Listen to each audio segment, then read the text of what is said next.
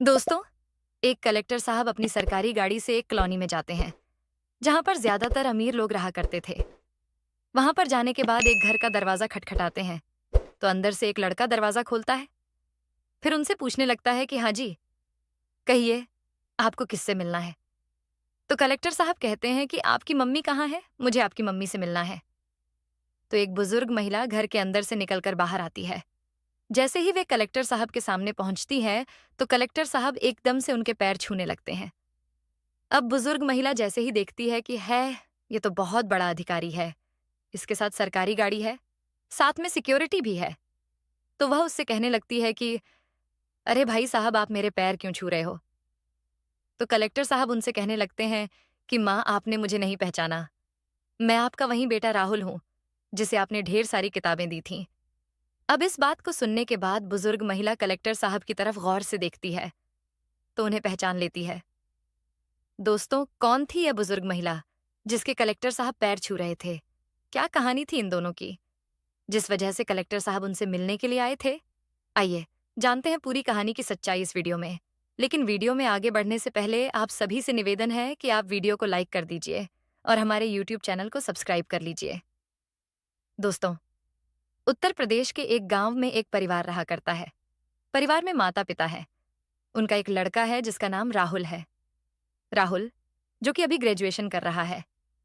उसके माता पिता उसे पढ़ा लिखाकर किसी बड़ी पोस्ट को हासिल करवाना चाहते हैं, इसीलिए वह उसकी पढ़ाई पर बहुत ही ज्यादा ध्यान देते हैं। उनके पास कुछ पुश्तैनी जमीन है, उस पर खेती बाड़ी करते हैं, साथ में थोड़ी बहुत मेहनत मजदूरी भी कर लिया करते हैं ताकि उनके बेटे को पढ़ाई लिखाई में कोई परेशानी ना आए। इधर जो उसकी माँ है, वह भी अपने बेटे का पढ़ाई लिखाई में पूरा साथ देती है। कहती है कि बेटा, अच्छे से पढ़ाई करो ताकि तुम एक बड़े अफसर बन सको और तुम्हारा जीवन अच्छी तरह से व्यतीत हो। राहुल भी ग्रेजुएशन के टाइम से ही यूपीएसएससी की तैयारी करने लगता है। धीरे धीरे समय बीतता है, लेकिन उस परिवार की खुशियों को किसी की नजर लग गई थी। एक दिन राहुल के पिता मजदूरी पर गए हुए थे। वहां एक छोटा सा एक्सीडेंट होने के कारण उसके पिता को बहुत ही गहरी चोट लग जाती है। इसके बाद उन्हें हॉस्पिटल में भर्ती कराया जाता है। तो डॉक्टर साहब ऑपरेशन के लिए बोल देते हैं, जिसमें मोटा खर्चा आने वाला था। अब ये बात जैसे ही राहुल को पता चलती है तो वह परेशान हो जाता है, क्योंकि उसके पिता की जितनी भी आमदनी नहीं हुआ करती थी, वह सारे आमदनी से वह घर का गुजारा कर लिया करते थे। बचे हुए पैसे राहुल की पढ़ाई में लग जाते थे। लेकिन आज उसके पिता जिंदगी और मौत के बीच में थे। उनको बचाने के लिए ज्यादा पैसे चाहिए थे। तो राहुल अपनी माँ से बात करता है और अपनी उस पुश्तैनी जमीन को बेच देता है। उससे जो पैसे आते हैं, उन पैसों को अपने पिता के इलाज में लगा देता है। तो डॉक्टर साहब उसके पिता का इलाज स्टार्ट कर देते हैं, लेकिन उसके बेटा अभी भी होश में नहीं आए थे। वह ऐसे ही बेड के ऊपर पड़े हुए थे। राहुल डॉक्टर साहब से पूछता है कि अब कैसी कंडीशन है। तो डॉक्टर साहब कहते हैं कि अभी एक और ऑपरेशन करना पड़ेगा, फिर भी हम ज्यादा कुछ नहीं कह सकते। अब यह बात सुनकर राहुल को बड़ा ही बुरा लगता है। तो वह अपनी माँ के पास जाता है, अपनी माँ को पूरी कंडीशन बताता है। तो उसकी माँ कहती है कि बेटा, अब ऐसा करते हैं कि अब रब के हवाले छोड़ देते हैं। अब जैसा रब चाहेगा तो तुम्हारे पिता ठीक हो जाएंगे। लेकिन बेटा अपने पिता से बहुत ही ज्यादा प्यार करता है। तो वह कहता है कि माँ, ऐसा नहीं होगा, हम अपने पिता का ट्रीटमेंट जरूर से कराएंगे। तो उसकी माँ कहती है कि बेटा, कहाँ से कराएगा, हमारे पास जो पुश्तैनी जमीन थी उसको तो हम बेच चुके हैं, अब इतने पैसे हमारे पास कहाँ से आएंगे। तो राहुल कहता है कि माँ, कुछ पैसे तो उस जमीन बेचने के बाद बच चुके थे, कुछ पैसों का इंतजाम और करना है, तो इसके लिए मैं चाहता हूं कि क्यों ना हम अपना घर भेज दें। अब यह बात सुनकर उसकी माँ फूट फूट कर रोने लगती है। कहती है कि बेटा, तो यह क्या कह रहा है, अगर हम घर को बेच देंगे तो हम रहेंगे कहाँ। लेकिन राहुल अपने घर को भी बेच देता है, उन पैसों को अपने पिता के इलाज में लगा देता है। लेकिन दोस्तों, फिर भी डॉक्टर साहब उसके पिता को बचा नहीं पाते, उनकी मौत हो जाती है। राहुल अपने पिता का अंतिम संस्कार करता है, फिर अपनी माँ को लेकर एक किराए के मकान में शिफ्ट हो जाता है, क्योंकि अब तक वह उसी मकान में रह रहे थे जो मकान राहुल ने बेचा था। उसने मकान मालिक को अपनी कंडीशन बता दी थी। तो उसने कहा था कि कोई बात नहीं भाई, जब तक तुम्हारे पिता का इलाज हो तुम यहीं पर रह सकते हो। लेकिन जैसे ही उसके पिता की मौत हो गई तो उसके बाद राहुल को वह मकान छोड़ना पड़ता है। उस मकान को छोड़कर जाते हुए राहुल और राहुल की माँ की आंखों में आंसू आ गए थे। फिर एक किराए के मकान में वो लोग शिफ्ट हो जाते हैं। राहुल अपनी माँ से कहता है कि माँ, अब मैं बड़ा हो गया हूँ, मैं मेहनत मजदूरी कर सकता हूँ, जिससे हमारी गुजर बसर आसानी से हो जाएगी। इस पर उसकी माँ कहती है कि नहीं बेटा, तू ऐसा कर, तू अपनी पढ़ाई लिखाई पर ध्यान दे। मैं तेरे लिए मेहनत मजदूरी करूंगी, मैं ऐसा कोई काम कर लूंगी और तेरी पढ़ाई के लिए भी पैसे कमा लिया करूंगी। अब यह बात जैसे राहुल सुनता है तो उसकी आंखों में आंसू आ जाते हैं। वह अपनी माँ को गले से लगा लेता है, कहता है कि माँ, आपको कोई भी परेशानी लेने की जरूरत नहीं है। मैं दोनों काम एक साथ में कर लूंगा, मैं पढ़ाई भी कर लूंगा, साथ में नौकरी भी कर लूंगा, जिससे हमारी गुजर बसर हो जाए। ऐसा कहकर उसने अपनी माँ से मना कर दिया था। फिर इधर उधर अपने लिए काम ढूंढने लगता है। उसे जैसा भी काम मिला करता उस काम को कर लिया करता। ज्यादातर वह ऐसा काम देखता जहां पर उसे निगरानी रखनी पड़ा करती, क्योंकि निगरानी रखते समय वह पढ़ाई भी कर सकता था। तो इसी तरह से वे इधर उधर काम करते हुए एक पॉश कॉलोनी में वॉचमैन की जॉब पकड़ लेता है। दिन के समय जब उसे कोई काम नहीं रहा करता तो वह अपनी एक किताब को लेकर वहीं पर पढ़ाई करते रहता। अब बीते दिनों में उसकी ग्रेजुएशन कंप्लीट हो गई थी। उसने अच्छे नंबरों से अपनी ग्रेजुएशन को कंप्लीट किया था। जॉब से जो भी पैसे मिला करते उन पैसों को वह अपनी माँ को दे देता। वह वहां पर जॉब कर रहा था। जॉब करते हुए जो कॉलोनी के अंदर कुछ व्यक्ति होते, वह जैसे ही उसे पढ़ता हुआ देखते तो कोई तो उसे फटकार लगाने लगता है। कहता है कि अगर तो पढ़ाई करेगा तो यहाँ पर ध्यान कैसे रख पाएगा। तो कोई उसकी पूरी कहानी पूछता, फिर उसका मजाक उड़ाने लगता। लेकिन राहुल उन सभी बातों को सुनता रहता और अपने काम में व्यस्त रहता। एक दिन वहां से एक महिला गुजर रही थी, जिनकी उम्र लगभग 45 साल होगी। वह जैसे ही राहुल को पढ़ाई करते हुए देखती है तो उसकी तरफ जाने लगती है। राहुल उन्हें देखकर अपनी किताब पीछे की तरफ छुपा लेता है। उस महिला का नाम शालिनी था। शालिनी राहुल से कहती है कि तुम क्या छुपा रहे हो, मुझे दिखाओ, और तुम्हारे हाथ में क्या है। लेकिन राहुल उनसे मना करता है, कहता है कि मैडम, मेरे हाथ में कुछ भी नहीं है, मैं आपसे भला क्या छुपा सकता हूँ। इतनी ही देर में वह महिला उसके पास पहुंच गई। फिर उसका हाथ पकड़कर उस किताब को अपनी आंखों के सामने ले आती है। शालिनी उस किताब को देखती है तो वह भी पढ़ी लिखी थी। तो वह पढ़ लेती है कि यह किताब तो यूपीएसएससी की है। तो उससे पूछने लगती है कि तुम यूपीएसएससी करना चाहते हो। तो राहुल कहता है कि हाँ मैडम, मैं यूपीएसएससी क्लियर करना चाहता हूँ। तो शालिनी जी कहती हैं, ये तो बहुत बड़ी पढ़ाई होती है, क्योंकि मेरे बेटे ने भी इसको करने की कोशिश की थी, लेकिन वे इसे नहीं कर पाया। अब एक कंपनी में जॉब कर रहा है, लेकिन तुम इस तरह से वॉचमैन की जॉब करके यहाँ इस पढ़ाई को कैसे कर सकते हो। उसके बाद राहुल शालिनी से कहता है कि मैडम, मेरी बहुत परेशानी है, अगर मैं नौकरी नहीं करूंगा तो मेरे घर का खर्च नहीं हो पाएगा। तो शालिनी उससे पूछने लगती है कि कौन सी परेशानी है जो तुम्हें वॉचमैन की नौकरी करनी पड़ रही है। तो राहुल अपनी पूरी कहानी उस महिला को बताता है। उसकी कहानी सुनकर शालिनी को उस लड़के पर तरस आता है। वह कहती है कि बेटा, अगर तो ऐसा चाहता है तो मैं ऊपर वाले से दुआ करूंगी, तो इस मकसद में जरूर कामयाब हो। ऐसा कहकर वे वहां से चली जाती है। शालिनी जैसे ही अपने घर पहुंचती है तो उनका बेटा ड्यूटी पर जाने ही वाला था। वे उससे कहने लगती हैं कि बेटा, तुमने यूपीएसएससी की तैयारी की थी ना। तो वह कहता है कि हाँ, मैंने तैयारी की थी। तो वह कहती है, तुम्हारी किताबें कहाँ हैं, जो तुम काफी सारी किताबें खरीद कर लाए थे। बेटा कहता है कि माँ, मुझे नहीं पता वह कहाँ है, शायद स्टोर रूम में पड़ी होगी। ऐसा कहकर वह ऑफिस के लिए निकलने लगता है, लेकिन तभी उसकी माँ उसे रोकती है कि बेटा, तू ऐसा कर, उन सभी किताबों को मुझे लाकर दे दे, मैं उन्हें किसी को देना चाहती हूँ। तो उसका बेटा कहता है कि माँ, मुझे ऑफिस के लिए लेट हो रहा है, आप ऐसा करना बाद में ले लेना, मैं शाम को आकर निकाल कर रख दूंगा। लेकिन शालिनी अपने बेटे से जिद करने लगती है, कहती है कि अभी के अभी उन किताबों को लाकर मुझे दे दो। तो बेटा चिल्लाते हुए स्टोर रूम से उन सभी किताबों को ढूंढ कर ले आता है। फिर अपनी माँ से पूछने लगता है कि माँ, आप इन किताबों को किसे देना चाहती हो। तो शालीन बता देती है कि मैं इन्हें वॉचमैन को देना चाहती हूँ, वह यूपीएसएससी की तैयारी करता है।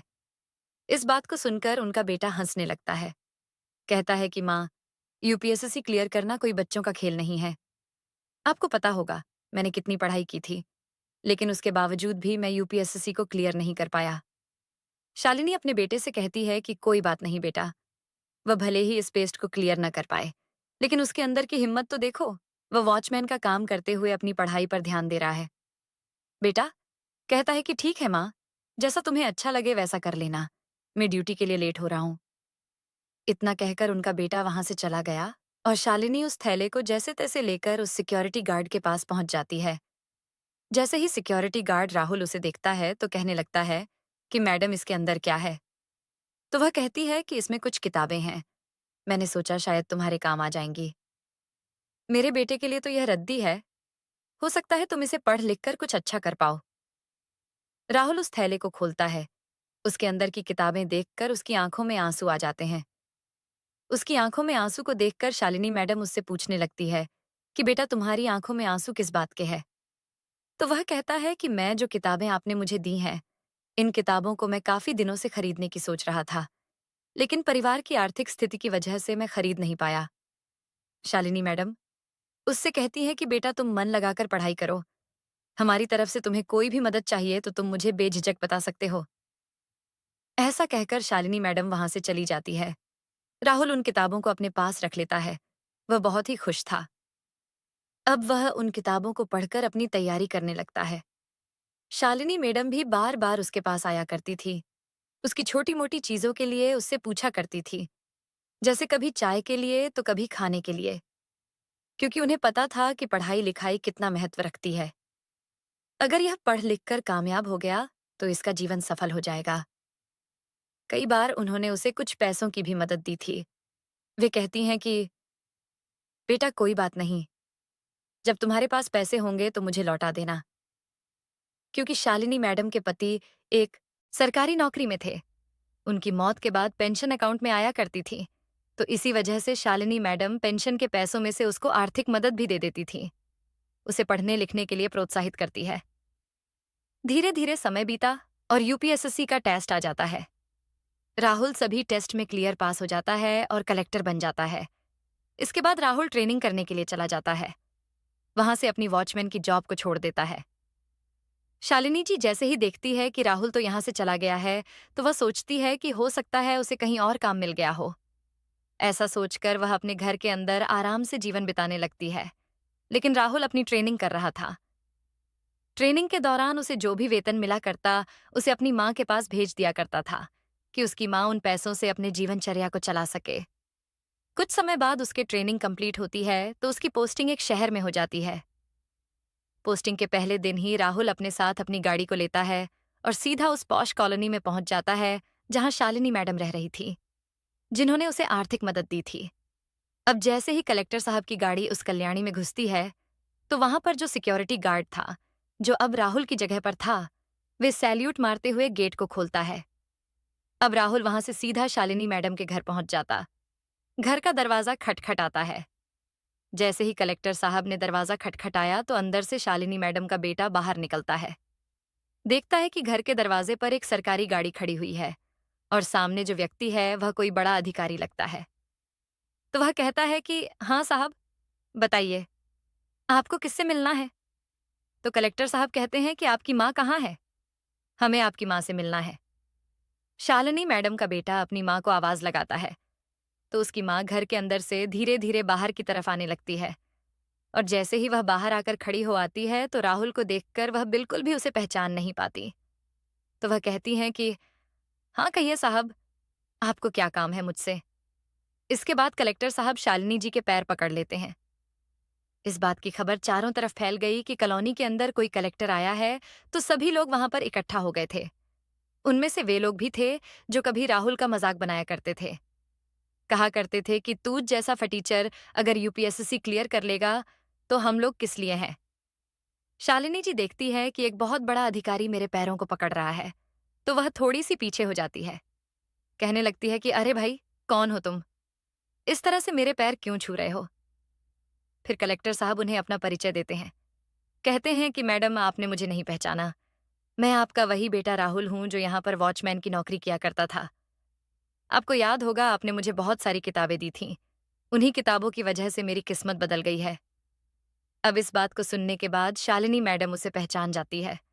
उससे कहने लगती है, अरे बेटा, तू बहुत अच्छी बात है। कौन सी नौकरी लगी है तुम्हारी?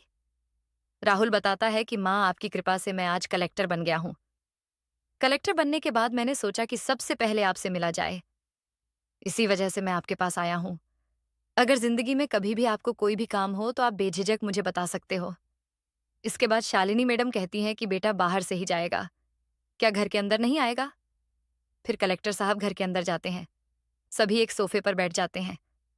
अब शालिनी मैडम अपने बेटे से कहती हैं कि बेटा, इनके लिए चाय पानी का इंतजाम करो।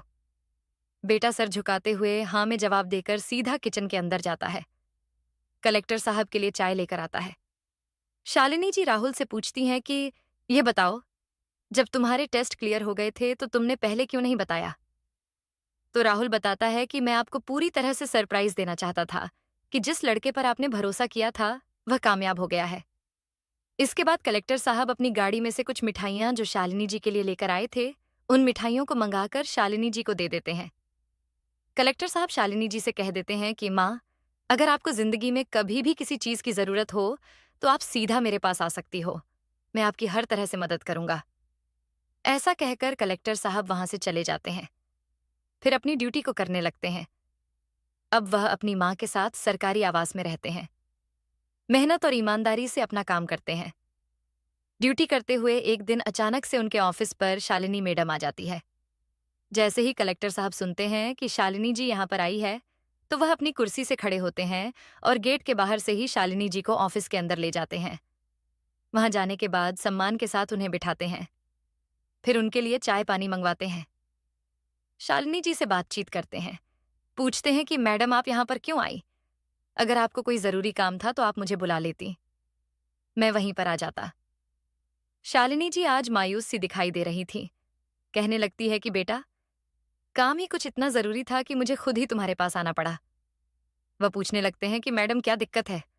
आप मुझे बेझिझक होकर बता सकती हो। वैसे भी आपके बहुत एहसान है मुझ पर। इस बात को सुनने के बाद शालिनी जी कलेक्टर साहब को बताने लगती है कि जो मेरा बेटा है उसे किसी व्यक्ति ने गलत तरीके से फंसा दिया है। उसके खिलाफ कानूनी कार्रवाई हो रही है। जो फंसाने वाले लोग हैं उनकी दूर दूर तक जान पहचान है। वह लोग मेरे बेटे को जेल में बंद कराना चाहते हैं। तो मैं चाहती हूँ कि तुम कुछ ऐसा करो ताकि मेरा बेटा बच जाए, क्योंकि वह निर्दोष है। इसके बाद कलेक्टर साहब कहते हैं कि ठीक है, आप टेंशन मत ले। आप बस ये बता दीजिए कि आपके बेटे का केस कहाँ पर चल रहा है। शालिनी जी उन्हें पूरी डिटेल देती है। उन डिटेल को पढ़ने के बाद कलेक्टर साहब एक फोन मिलाते हैं और उन लोगों को बता देते हैं कि जिसके ऊपर तुम कार्रवाई कर रहे हो वह मेरा खास बड़ा भाई है। अगर तुम लोगों ने गलत तरीके से उसे फंसाया है तो फिर तुम देख लेना क्या होगा। इसके बाद जैसे ही यह बात दूसरा अधिकारी सुनता है तो कलेक्टर साहब से कह देता है कि नहीं साहब, ऐसा कुछ भी नहीं होगा। अगर कुछ भी गलत हुआ है तो मैं उसे ठीक कर दूंगा। अब कलेक्टर साहब शालिनी जी की तसल्ली बढ़ाते हैं। कहते हैं कि आप चिंता मत करो, आप मेरा नंबर ले जाओ। अगर आपको कोई भी दिक्कत हो, अगले 12 घंटे तक अगर आपके केस में कोई भी कार्रवाई ना हो तो आप बेझिझक मुझे फोन कर देना। मैं वहीं पर आकर आपकी समस्या सुलझा दूंगा। लेकिन अगले 6 घंटे के अंदर ही उनका बेटा सलाखों से बाहर आ गया था। उस पर लगा गए सारे इल्जाम हटा दिए गए।